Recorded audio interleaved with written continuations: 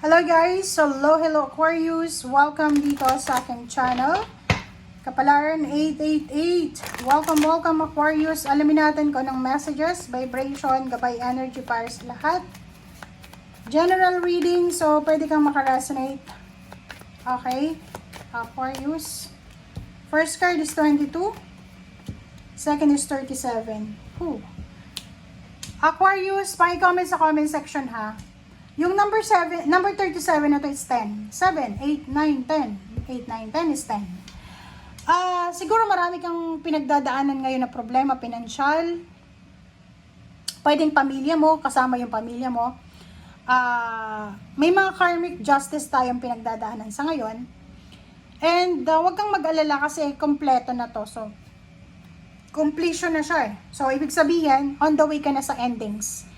Financial problems, financial scarcity, walang trabaho, maraming unemployed sa pamilya, may mga nagkakasakit sa pamilya, may nag-aaway-away, and 37 sinasabi, wag kang mag-alala kasi matatapos na to.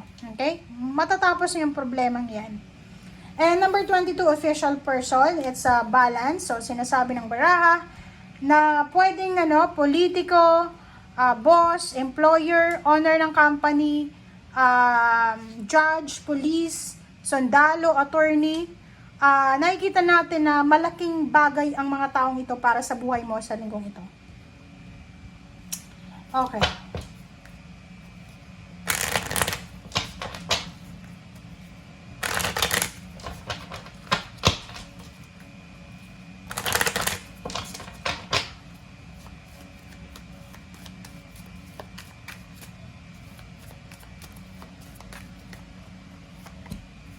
Okay.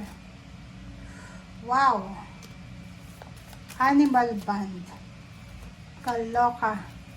Okay. Animal band. Stand up for all animals. So, Aquarius, nakikita ko sa'yo dito, pwedeng yung business mo is, pwede kang isang negosyante na mga produkto para sa aso, sa pusa, or sa manok ang focus mo. So, nakikita ko sir dito na pwedeng negosyo din tungkol sa hayop, sa mga needs basic needs ng mga hayop, ng mga animals, yung pwede mong maging source of income. Paki-comment sa comment section. Or parang nakikita ko sir dito na marami kang binabalak na business, like piggery, poultry, or anything na may related sa animals. New beginnings, sinasabi ng baraha sa'yo na this week, tanggapin natin kung anong magbabago sa buhay natin. Simulan natin yung pagbabago sa buhay natin. Kung halimbawa Aquarius, naguguluhan ka sa mga nangyayari ngayon sa mundo, sa bansa, or sa barangay nyo, kasi malapit na yung eleksyon sa community nyo, sa munisipyo, dito sinasabi na simulan natin yung pagbabago sa ating sarili, bago tayo, diba, mag-question, bago tayo maghanap ng pagbabago sa ating komunidad, baguhin muna natin sarili natin. Kasi wala naman perfect eh. Baka sabihin nyo, hindi, walang magbabago sa akin kasi wala akong kasalanan, wala akong mali. Yun lang yung akala natin. But lahat tayo may kasalanan. Iwasan natin yung pagiging perfectionist. Acceptance. May mga weaknesses tayo, may strength tayo. But minsan, masyadong mataas yung pride natin na hindi natin tinatanggap yung mga weaknesses natin. So dito, begin your new life. Okay.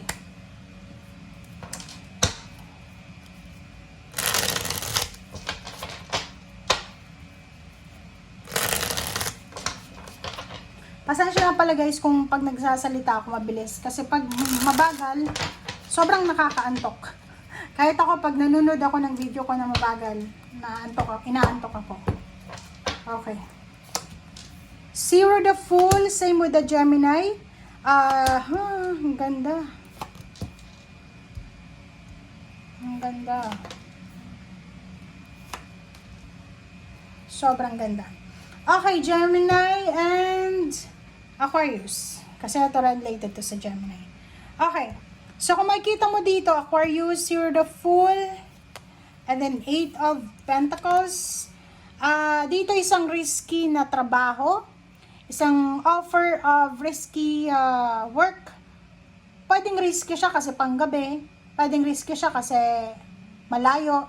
Pwedeng OFW. Or pwedeng sa lugar na delikado, parang ganun. So, nakikita ko sa'yo dito na pwedeng may mag-offer sa'yo ng work sa linggong ito na kailangan mong pag-isipang mabuti. Okay? Doon sa mga naghihintay kung kailan sila aasenso, doon sa mga naghihintay kung kailan nila makukuha yung mga wishes nila, financial wishes, material, 'di ba? Parang may iba sa inyo na pagod na sa pagtatrabaho, wala namang naiipon, pagod na sa pag-iipon, pero walang naiipon talaga. Dito sinasabi sa iyo ng The Empress card na huwag kang mag-alala, araw-araw may pag-asa tayo, okay? Pwede tayong makapagsimula. Maubos man yung pera mo sa ngayon, pwede ka namang kumayod as long as healthy ka. So, yun yung pinaka-focus ng Empress is yung health mo. Sinasabi din ng baraha sa'yo, Aquarius, na kailangan mo, simula ngayong linggo or araw-araw mo itong gawin, prioritize your health. Mula sa ulo hanggang sa paa. Okay? Mental, emotional, psychological. Yung pera susunod na lang yan. Kasi pag healthy ka, makakapagtrabaho ka. Pero pag unhealthy ka, kahit sobrang talino mo, sobrang marami kang diploma, marami kang skills, ikaw pa yung pinaka-top sa bansa, kung may health problems ka, hindi ka makakapaghanap ng trabaho. 'Di ba? So, yun. Justice card. And, wow, the devil. Mag-iingat tayo kasi meron ditong kontrata na posible tayong pipirmahan. Pwedeng work contract, new house contract, nag-apply ka ng trabaho sa ibang bansa or anything. Mag-iingat ka kasi may the devil. May temptation eh. So, kung makikita mo dyan, sinasabi ng baraha sa'yo na mag-iingat ka dahil posibleng meron sa inyo dyan na yung parang ano siya, naiinggit siya sa'yo or pwedeng may lihim siyang bitterness. Ayaw niyang umasenso ka, ayaw niyang masapawan mo siya. May ganun eh, sa magkakaibigan, sa pamilya, yung parang gusto nila pantay-pantay lang sila, walang makakaangat. So, meron kang good karma dito na matatanggap. Ang problema lang, meron din na bad karma, bad person sa paligid mo na kailangan mong iwasan.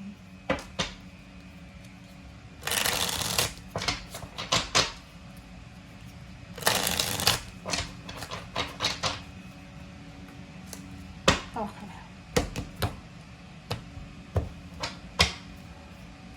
Okay.